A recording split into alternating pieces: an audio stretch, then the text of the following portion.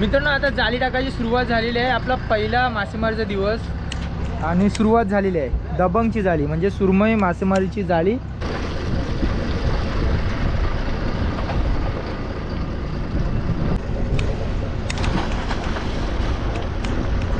थोड्या जाळी गेल्याच्या नंतर एक एक झेंडा टाकला जातोय, म्हणजे रात्रीच्या वेळी आपली जाळी पाण्यावरती दिसून राहील, म्हणजे फ्लोट करत राहील आणि जाळी साफ दिसेल.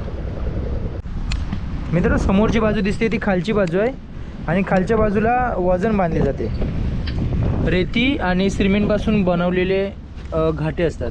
हे खालच्या बाजूला बांधतात जेणेकरून आपली जाळी पाण्यामध्ये खाली जाईल, म्हणजे समुद्राच्या तलाच्या एकदम जवळ जाईल.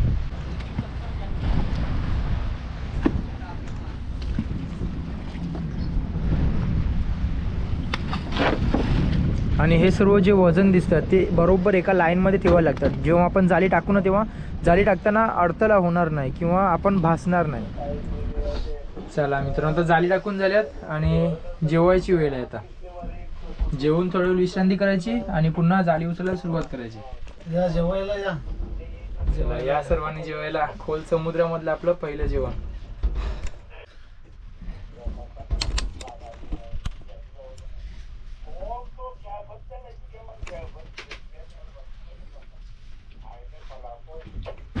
मित्रांनो जाळी खेचायला सुरुवात केली आणि एकदाच खेचता लगेच जाळी ती मांडून घेतात.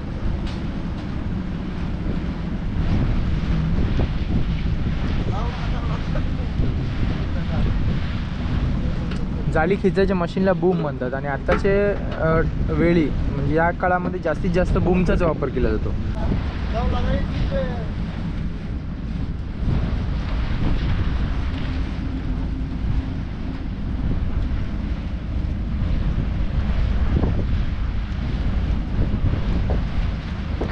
मित्रांनो बघा दुसरा टोंवर आलेला आहे. दुसरी सुरमई लागले